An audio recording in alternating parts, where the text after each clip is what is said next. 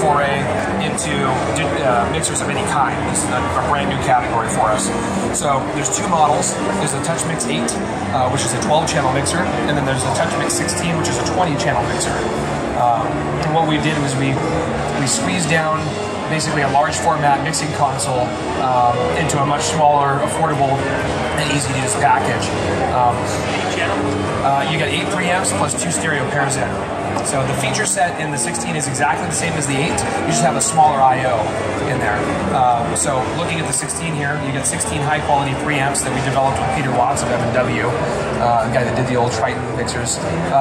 So they're basically high quality, low noise, European style preamps. You get the 2 stereo ends up here for the full 20 channels, and we give you a no compromise dynamic section. So when you're in here, there's EQ, compressor, and gate on every single channel. There's no trade-off as far as processing. As many channels as you want to have it on is as many channels as it will run smoothly. You won't actually bog down a CPU or have any problems. There's no power trade-off anywhere. Exactly. In addition, the Phantom. Exactly. And same with your Phantom Power. You have the ability to select which channels you want your Phantom Power on, so it's not global. Yep. And then when you get back into here, we designed some cool functionality for the more or the less advanced user. Basically, we put it in a simple mode. If you know how to use a 4-band parametric EQ and high and low pass filters, that's great. But if you don't, you hit the simple button and it removes all the extraneous stuff. It gives you a 4-knob EQ. Same with your compressor. You go into your compressor. No. It's just got a graphic in there. It's a parametric EQ, 4-band parametric with high and low pass. The channel can load flat, and then we also have presets that you can start off with. We've created live presets in here that you can start off with if you don't really know or want to take the time to dial it in yourself. Yeah. So you're in simple mode. Your compressor becomes a 1-knob compressor, which is really nice. As well as your gate. Your gate in simple mode becomes a 1-knob gate, or you can adjust it with all the advanced parameters if you want to. Absolutely. Yep. No compromises across the board. The output routing options are really nice. Hi there. Haven't seen you in forever. How you been? Hold on just a quick second.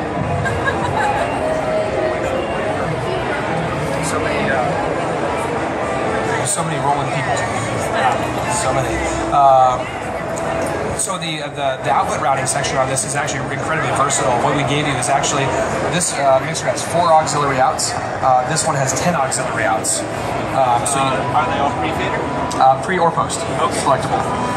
So you've got 6 out here on the back, and then 2 stereo pairs up top, which are actually dual purpose. You can drive them line out, or you can drive in-ear monitor sets with those directly. So you can actually hook up your drummer or your keyboard player while moving around, line them directly through, and then you have 6 more monitor sets on the back of the mixer, or 3 stereo pairs if everybody in the band wants a stereo monitor mix. The output routing, or the output effects on that, there's EQ, 3rd octave, EQ, limiter, 4-band notch filters, and 100 milliseconds of delay on all the outputs if you want to use the auxes for delay fills. Getting into some of the big mixer functions, I'll go ahead and kick on the audio here. The song that's going to play here in a second was actually recorded using this mixer, so all my channels are kind of set up for it. In fact, I'm going to make sure that I haven't tweaked things too much here. Reload that. Okay, so there we go. In the DCA groups, my DCA 1 is already assigned to my drum section, so you can see kick, snare, toms, hi-hat, all that stuff is already selected for this DCA group. So when I go to DCA 1, I can control my drum groups separately, or keys or vocals. So, just like you can on a large format console. In addition, you have 8 separate mute groups, and those are just as equally as easy assignable. I can go in and create a drum mute group. If my drummer showed up late to the gig, and I was like, dude, you know what, you're out, just take him completely out of the mix until he apologizes, and then we'll put it back in the mix again. In addition, you get 4 effects master channels, and all 20 channels have sends to the 4 master effects channels. So any combination of that, you also have 6 effects that you can choose from. So there's a mono and stereo delay, 2 reverbs, chorus, and a pitch shifter. So again, the versatility to make it sound the way that you want it to sound.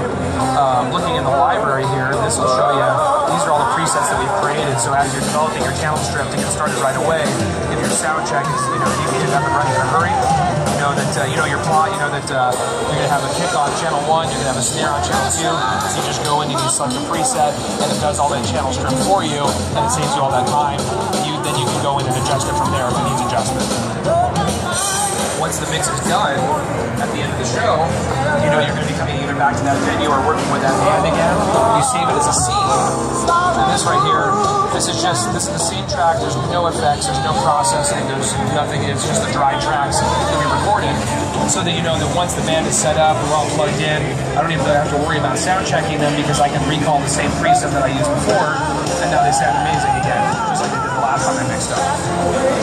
So the expandability on this is brilliant because what we did is we include a Wi-Fi dongle on the back here, and that gives you the ability to connect up to 12 iPads to it for iPad control.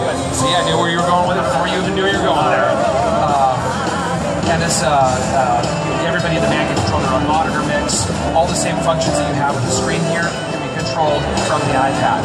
So if the mixer needs to be at the side of the stage, you can walk around front of house with this and set up your mix, or go to the Apple Store and buy all the iPads and just have an array of iPads and different screens in front of you. You know, do what you want with it. How connected each iPad is, there will be permission settings, absolutely, so that the drummer doesn't have access to the guitar player's mix, or the lead guitar player doesn't have access to the mains.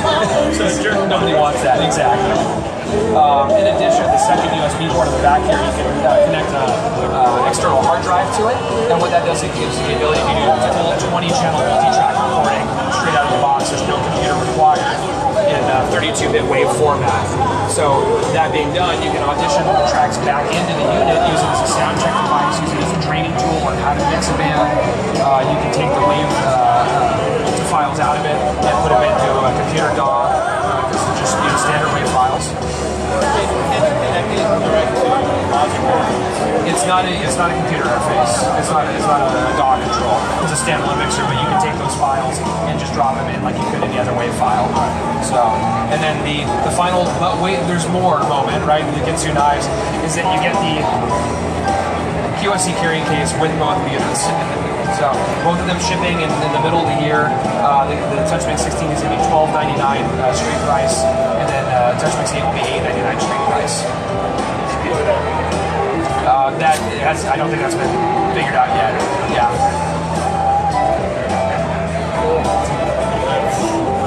So it's a fully capable concert console that's been squeezed down into a much more affordable package.